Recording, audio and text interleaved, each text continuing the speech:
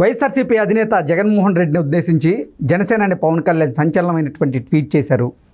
గులకరాయి తగిలిన తరువాత జగన్మోహన్ రెడ్డికి చిప్పు పోయింది, అందుకే నేను 4 చోట్ల పోటీ చేశాను అంటూ ఆయన మాట్లాడుతున్నారు అంటూ సంచలనమైనటువంటి ట్వీట్ చేసినటువంటి నేపథ్యంలో ఈ అంశానికి సంబంధించి మనతో మాట్లాడేందుకు ప్రముఖ రాజకీయ విశ్లేషకులు, ప్రముఖ సీనియర్ జర్నలిస్ట్ సిఎస్ రావు గారు మనతో ఉన్నారు. సార్తో మాట్లాడదాం.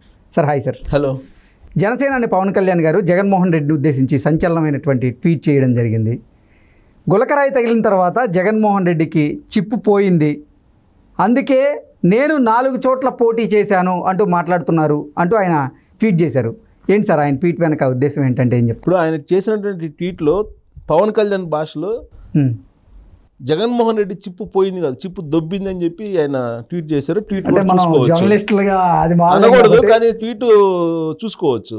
అంటే యాక్చువల్గా నీకు లింగ్విస్టిక్లో ఒక్కొక్క ఏరియాలో ఒక్కో రకం ఉంది. చిప్పు దొబ్బింది అంటంలో గోదావరి జిల్లాలో పెద్ద తప్పు లేదు. నీకు వాళ్ళ యాస ప్రకారంగా ఉత్తరాంధ్రలో దొబ్బింది అంటారు. అవును. అలాగే మనకు రాయలసీమలో ఇంకొక రకమైనటువంటి లింగ్విస్టిక్ యాస ఉంటుంది, దక్షిణ కోస్తాలో ఒక యాస ఉంటుంది, తెలంగాణలో ఇంకొక యాస ఉంటుంది. కాబట్టి పవన్ కళ్యాణ్ ఉపయోగించినటువంటి పదంలో పెద్దగా తప్పు పట్టాల్సినటువంటి అవసరం లేదు. చిప్పు దొబ్బింది కాబట్టి ఆయన 4 చోట్ల పోటీ చేశాను అని చెప్పి చెప్తున్నాడు. 4 సార్లు ఎక్కడ చేశాను, నేను పాలకొల్లో నేను ఎప్పుడు చేశాను అని చెప్పి అడుగుతున్నారు. ఆయన ఏంటి భీమవరంలో పోటీ చేశారు, గాజువాకలో పోటీ చేశారు, ఇప్పుడు పిఠాపురంలో చేస్తున్నారు. 4వది పాలకొల్లని యాడ్ చేశాడు. అంటే చిప్పు దొబ్బింది గులకరాయి దాడి జరిగిన తర్వాత అని చెప్పి ఆయన సుదీర్ఘమైనటువంటి ఒక ట్వీట్ చేస్తూ జగన్మోహన్ రెడ్డి ఎంతమందిని ఇబ్బంది పెట్టావు ఈ 5 సంవత్సరాల్లో, అందరికీ మండుతుంది నువ్వు చేసేటువంటి పనులు, ప్రత్యేక హోదా తీసుకొస్తానని తీసుకురాకపోతే యువతకు మండదా, నువ్వు ఆ రోజు చెప్పావు కదా, కాలేజీకి వెళ్ళావు, యూనివర్సిటీకి వెళ్ళావు, ప్రత్యేక హోదా మాత్రమే సంజీవిని అని చెప్పావు కదా ఆ రోజు, ప్రత్యేక ప్యాకేజీ కాదు ప్రత్యేక హోదా మాత్రమే సంజీవిని, చంద్రబాబు నాయుడు మోసం చేస్తున్నాడు ప్యాకేజ్ అని చెప్పి ప్రతి కాలేజీకి యూనివర్సిటీకి వెళ్ళి తిరిగి చెప్పావు కదా. మరి అంత చెప్పినప్పుడు నువ్వు ప్రత్యేక హోదా అనే దాన్ని లేకుండా నీకు వచ్చినటువంటి ముఖ్యమంత్రి పదవిని ఆడ ఢిల్లీలో ఉపయోగించుకొని బెయిల్ మీద ఉంటున్నావు కదా, మరి ప్రత్యేక హోదాని పక్కన పడేసావు కాబట్టి మండదా, జనాలకి మండిది కాబట్టి ఖచ్చితంగా నువ్వు అనుభవించాల్సిందే. నువ్వు రాజధాని అమరావతిలో అన్నావు, రాజధాని అమరావతి లేకుండా 3 రాజధానులు అన్నావు, మరి అప్పుడు మండదా రైతులకి. కాబట్టి అన్ని సెక్టార్లు రైతులు సబ్సిడీలు కట్ చేసావు, సబ్సిడీలు కట్ చేస్తే మండదా. రాష్ట్రంలో ఎవరు ఏమన్నా సరే కనీసం పోస్టులు పెట్టినా కానీ నువ్వు తీసుకెళ్ళి పోలీసుల చేత అరెస్ట్ చేయించావు కదా, మరి ప్రజలకు మండదా. కరెంటు ఛార్జీలు పెంచావు 7 సార్లు, ప్రజలకు మండదా. పెట్రోల్ డీజిల్ రేట్లు పెంచావు భారతదేశంలో ఎక్కడా లేని విధంగా, మరి ప్రజలకు మండదా అంటూ ఆయన దుమ్ము దులిపేశారు జగన్మోహన్ రెడ్డిని. జగన్మోహన్ రెడ్డి ఏంటి, ఆయన ఏ ఏరియాకు పోతే ఆ ఏరియాకు సంబంధించినటువంటి కామెంట్లు చేస్తున్నారు. రాయలసీమ నుంచి ప్రారంభించాడు ఆయన ప్రచారాన్ని. ఇడుపులపాయలో స్టార్ట్ చేసి అక్కడ వివేకానంద రెడ్డి మర్డర్ గురించి ప్రస్తావించారు. వివేకానంద రెడ్డి మర్డర్ గురించి ప్రస్తావించి ఆయన అక్కడి నుంచి ఆ ప్రస్తావన అనేది, ఎందుకంటే వివేకానంద రెడ్డి మర్డర్ గురించి షర్మిల, సునీతారెడ్డి వీళ్ళందరూ మాట్లాడతారని తెలుసు కాబట్టి వివేకానంద రెడ్డి మర్డర్కి సంబంధించి ఆ పైన దేవుడు ఉన్నాడు, కింద ప్రజలు ఉన్నారు, మధ్యలో నేనున్నాను, నాకు మాత్రమే, కడప ప్రజలకి నాకు తెలుసు, పైన దేవుడికి తెలుసు వివేకానంద రెడ్డిని మర్డర్ చేసింది ఎవరు అని చెప్పాడు. సునీతారెడ్డి ఏమన్నారు, ఇమీడియట్గా షర్మిల ఏమన్నారు, మేము కూడా అదే కదా చెప్తుంది, అన్న నీకు తెలుసు కదా ఎవరు మర్డర్ చేసింది, మర్డర్ చేసిన వాళ్ళని చేయించిన వాళ్ళని పక్కన పెట్టుకొని నువ్వు తిరుగుతున్నావు, అదే కదా మేము ప్రశ్నిస్తుంది కూడా అని చెప్పి ఎదురుదాడి మొదలుపెట్టారు. అంటే రాయలసీమలో రాబోయేటువంటి రోజుల్లో ఎలక్షన్ ఎలా జరగబోతుందంటే వివేకానంద రెడ్డి మర్డరు అనేటువంటి అంశం మీద జరగబోతుంది. ప్రధానమైనటువంటి అంశం, చర్చనీయాంశం వివేకానంద రెడ్డి మర్డర్ కేసు. అందుకే దానికి కౌంటర్ ఇచ్చేటువంటి ప్రయత్నం జగన్మోహన్ రెడ్డి చేశారు. ఆ తర్వాత అటు నుంచి రాయలసీమ నుంచి ఆయన ఇటు వచ్చారు, దక్షిణ కోస్తాకు వచ్చారు.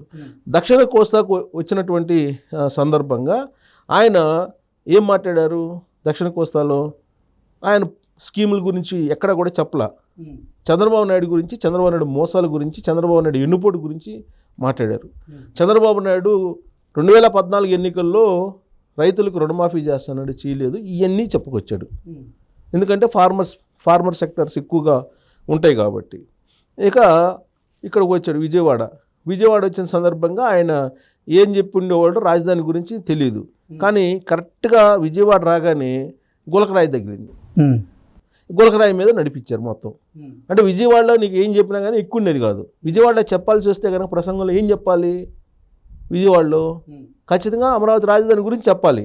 రాజధాని గురించి చెప్తే భూమిరంగ అనే సంగతి తెలుసు ఆయన కాడ. అందుకని గులకరాయితో నడిపించాడు అక్కడ. ఆ తర్వాత గోదావరి జిల్లాలకు వెళ్ళారు. గోదావరి జిల్లాలకు ఎంటర్ అయ్యి గోదావరి జిల్లాలో ఏం చెప్తున్నారు ఆయన? పవన్ కళ్యాణ్ పెళ్ళిళ్ళ గురించి మాట్లాడుతున్నాడు. పవన్ కళ్యాణ్ పెళ్ళిళ్ళకు సంబంధించి ఎన్నికలు జరుగుతాయా? ఆ ఎజెండాతో ఎన్నికలు జరుగుతాయా? ఆయన ఏం చెప్తున్నాడు? జగన్మోహన్ రెడ్డి 5 సంవత్సరాలు నా పరిపాలన చూసి నచ్చితే నాకు ఓటేయండి అని చెప్తున్నారు. నచ్చితే నువ్వు ఓటేయమని చెప్పి నువ్వు అడిగినా అడగకపోయినా నీ పరిపాలన నచ్చితేనే ఓటేస్తారు. అదేం ప్రత్యేకంగా చెప్పవసరం జగన్మోహన్ రెడ్డి. దాన్ని ఏదో ఒక పెద్ద వీరోచితంగా క్రియేట్ చేసి జగన్మోహన్ రెడ్డి ఒక్కడే ప్రపంచంలో నచ్చితేనే ఓటేయండి అని చెప్పి అడుగుతున్నారని చెప్పి వైఎస్ఆర్ కాంగ్రెస్ పార్టీ వాళ్ళు దాన్ని ఒక పెద్ద ప్రచారంగా తీసుకెళ్తున్నారు. ప్రజలకు నచ్చకపోతే ఓటేయరు. నువ్వేం చెప్పవసరంలా. నువ్వు నచ్చితేనే ఓటేస్తారు, నచ్చకపోతే ఓటేయరు. అది నువ్వు చెప్పవసరంలా. వాస్తవంగా ఆయన చెప్పిన దాని ప్రకారం అయితే మద్య నిషేధం చేయకుండా 2024 ఓట్లలో నేను అడిగినా మీరు సంపూర్ణ మద్యపాన నిషేధం చేయకపోతే 2024లో నేను అసలు మిమ్మల్ని ఓటు అడిగిన వేయొద్దు అని చెప్పాడు. అంతే కదా. 2024లో అడిగాడు కదా, మద్య నిషేధం చేయకుండానే ఓట్లు అడుగుతున్నాడు కదా. అంటే వెయ్యాలా వద్దా? ఆయన భాషలో చెప్పాలంటే వేయకూడదు కదా, అడగకూడదు అసలు. ఫస్ట్ ఆయన ఏమాత్రం నైతికత ఉంటే, ఆయనకు గుర్తుంటే, పవన్ కళ్యాణ్ చెప్పినట్టు ఆయనకి చిప్పు కనుక బాగుంటే, చిప్పు బాగుపోతే, ఓకే, చిప్పు దొబ్బకపోతే ఆయన ఓట్లు అడగకూడదు. అంతే కదా. పవన్ కళ్యాణ్ భాషలో చెప్పాలంటే అదే కదా, అందుకే పవన్ కళ్యాణ్ చిప్పు దొబ్బింది అంటుంది. గులకరాయి తగిలిన తర్వాత చిప్పు దొబ్బింది అని అంటే, ఇప్పుడు మద్యపాన నిషేధం చేయకుండానే మరి ఓట్లు అడుగుతున్నారు కదా. అప్పుడు ఏం చెప్పాడు? ఓట్లు అడగనని ఇప్పుడు అడుగుతున్నారు కదా. అంటే పవన్ కళ్యాణ్ చెప్పింది నిజం అనుకోవాలి. 1. 2, పవన్ కళ్యాణ్ 4 పెళ్ళిళ్ళు చేసుకున్నట్టు, 4 పిల్లలు ఉన్నట్టు 4 చోట్ల పోటీ చేస్తున్నారని చెప్తున్నారు.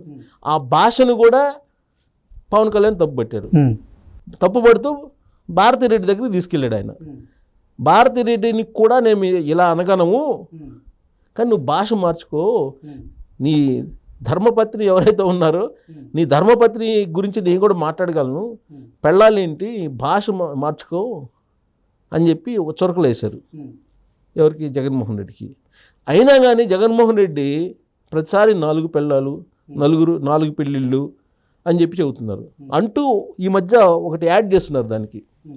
పవన్ కళ్యాణ్ లాంటి వాళ్ళు 4 పెళ్ళిళ్ళు చేసుకుంటే మేము చేసుకోవడం ఎలా తప్పు అవుతుందని చెప్పి మిగతా వాళ్ళు కూడా అలా చేసుకోవడానికి అలవాటు పడతారు. అప్పుడు మన సంస్కృతి ఏం గాను, సాంప్రదాయం ఏం గాను అని చెప్పి ఒకటి యాడ్ చేశారు ఆయన. అదే నిజమైతే మరి జగన్మోహన్ రెడ్డిని గురించి చూసి ఏం నేర్చుకోవాలి యూత్? జగన్మోహన్ రెడ్డి 140 అబద్ధాలు ఆడారు. 140 అబద్ధాలు ఆడారు. 2014లో చెప్పిన 140 హామీలు నెరవేర్చలా. అంటే అబద్ధాలు నేర్చుకోవాలా జగన్మోహన్ రెడ్డి గురించి? లేదు. ఎవరైనా నచ్చకపోతే వాళ్ళని తీసుకెళ్ళి పోలీసుల చేత కొట్టించాలా? అంటే జగన్మోహన్ రెడ్డి ఇప్పుడు పవన్ కళ్యాణ్ చూసి 4 పెళ్ళిళ్ళు చూసి 4 పెళ్ళిళ్ళు చేసుకుంటే తప్పేంటని చెప్పి మిగతా సమాజం అనుకుంటుంది. ఆయన అదే సమాజానికి చెప్పాలనుకుంటున్నారా అని చెప్పి ఆయన అంటున్నాడు. మరి జగన్మోహన్ రెడ్డి గురించి ఏం చెప్పాలి? బాబాయిని చంపినా కానీ ఇబ్బంది లేదు, చంపచ్చు అనేటువంటి సంకేతాలు ఇవ్వాలా? లేదు కోడికత్తి కేసు డ్రామా, అలాంటి డ్రామాలు వేస్తే రాజకీయాల్లో మనం ఎదగలం అనేది నేర్చుకోవాలా? లేదు గులకరాయికి సంబంధించినటువంటి అంశం తీసుకొచ్చి రాజకీయాలని కన్ఫ్యూజ్ చేయాలి, రాజకీయాల్లో ప్రజల్ని లేదా కులాలు మతాలతోటి భావోద్వేగాలు రెచ్చగొట్టాలి అనేది నేర్చుకోవాలా జగన్మోహన్ రెడ్డి చేసేవాడిని? అంటే జగన్మోహన్ రెడ్డి గురించి ఏం నేర్చుకోవాలి? లేదా సిబిఐ కేసులు ఉన్నా కానీ మనం బెయిల్ మీద 10 సంవత్సరాల పైన ఉండొచ్చు, ఏది నేరవైనా చేయొచ్చు, ఎలాంటి నేరవైనా చేయొచ్చు అనేది మరి యూత్ ఫాలో అవుతారుగా ఆయన చెప్పిన దాని ప్రకారం. కాబట్టి జగన్మోహన్ రెడ్డి మాట్లాడేటప్పుడు పవన్ కళ్యాణ్ 4 పెళ్ళిళ్ళతో ఏం సంబంధం జనాలకి? ఏం సంబంధం? జగన్మోహన్ రెడ్డి 4 పెళ్ళిళ్ళు. ఇప్పుడు ఎన్టీ రామారావు 2వ పెళ్లి చేసుకున్నాడు ఆ వయసులో, 75 సంవత్సరాల వయసులో లక్ష్మీపార్వతిని. పోయి 94లో ఓట్లు అడిగితే జనాలు ఓట్లు వేశారు కదా. అంటే వ్యక్తిగత జీవితంతో ఏ సంబంధం? వ్యక్తిగత జీవితమే కదా అది. సో ఆయన ఇప్పుడు పెళ్ళిళ్ళు చేసుకున్నాడు, 4 పెళ్ళిళ్ళు చేసుకున్నాడు. 4 పెళ్ళిళ్ళు చేసుకున్నారు, విడాకులు ఇచ్చారు. ఆ విడాకులు ఇచ్చిన వాళ్ళు విడాకులు తీసుకుని వెళ్ళిపోయారు.